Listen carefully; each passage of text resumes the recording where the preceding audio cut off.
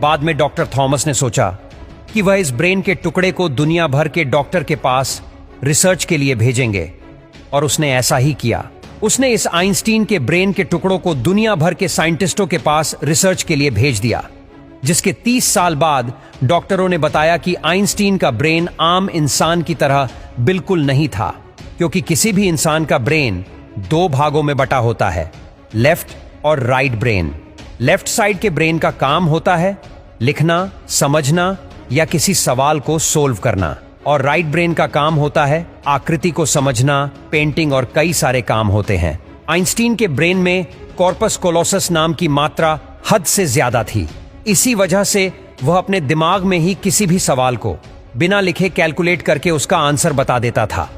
साथ ही इसके ब्रेन में न्यूरॉन्स का भी फ्लो हद से ज्यादा होता था। किसी भी इंसान का ब्रेन 1400 ग्राम का होता है, वहीं आइंस्टीन का ब्रेन मात्र 1200 ग्राम का था। साथ ही इसकी ब्रेन भी काफी पतली थी। इस वजह से इसका दिमाग रॉकेट की तरह काम करता था। आइंस्टीन जब पैदा हुआ था तो यह 5 साल तक कुछ भी नहीं बोल पाया था, जबकि कुछ बच्चे 1 साल के अंदर ही बोलने लगते हैं। जब इसको स्कूल भेजा गया तो ये हर सब्जेक्ट में फेल हो जाता था, पर 2 सब्जेक्ट में इसके सबसे ज्यादा नंबर आते थे, साइंस और मैथ्स में।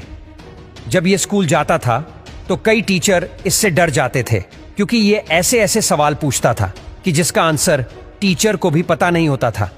इतनी छोटी उम्र में आइंस्टीन का दिमाग इतना तेज हो चुका था कि उसके टक्कर में कोई भी आदमी नहीं था।